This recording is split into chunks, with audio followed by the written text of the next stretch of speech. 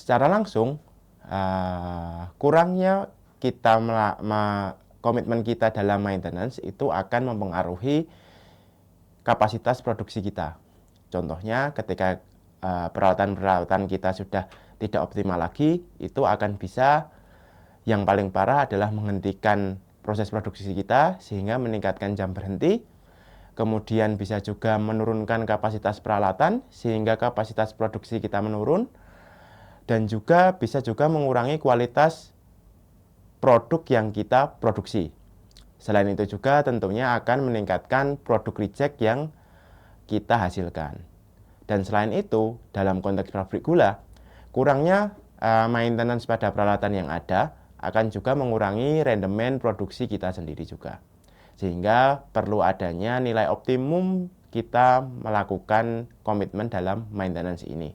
Namun pada realitanya menemukan titik optimum ini akan sangat sulit. Tapi dengan kita berkomitmen dengan maintenance ini, kita akan bisa mendekati titik optimum dalam melaksanakan maintenance di pabrik kita ini.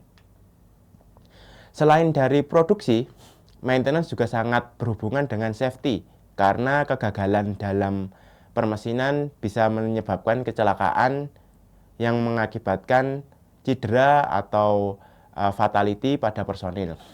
Kita ambil contoh pada kasus tabrakan truk ini. Jika kita telisik, kita duga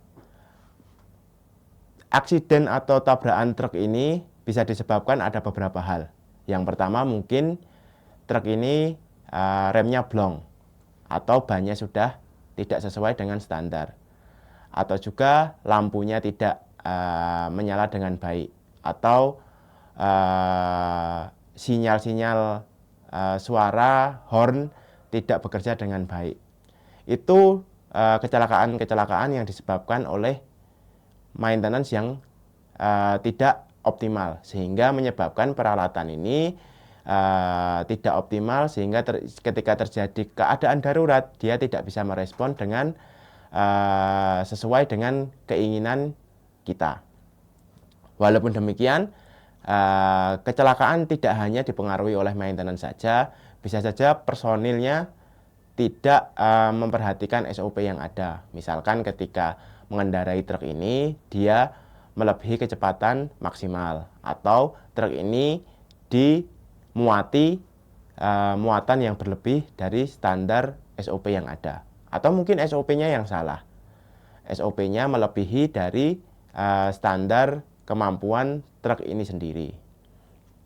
Jadi memang sangat berhubungan antara safety dan maintenance, sehingga kita perlu juga tidak hanya kita menelisik biaya yang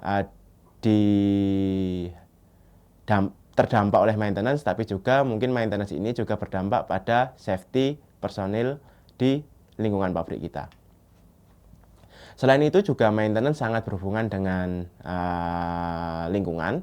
Ketika peralatan kita tidak optimal lagi, bisa saja peralatan kita mengeluarkan limbah-limbah yang tidak sesuai dengan standar. Seperti contoh, misalkan ini cerobong asap mengeluarkan emisi asap yang tidak standar, yang hitam seperti ini, atau limbah air yang tidak sesuai dengan kaidah KLHK. Sehingga pentingnya praktek maintenance yang baik itu akan sangat berdampak dengan dampak lingkungan dari pabrik kita yang ada di sini.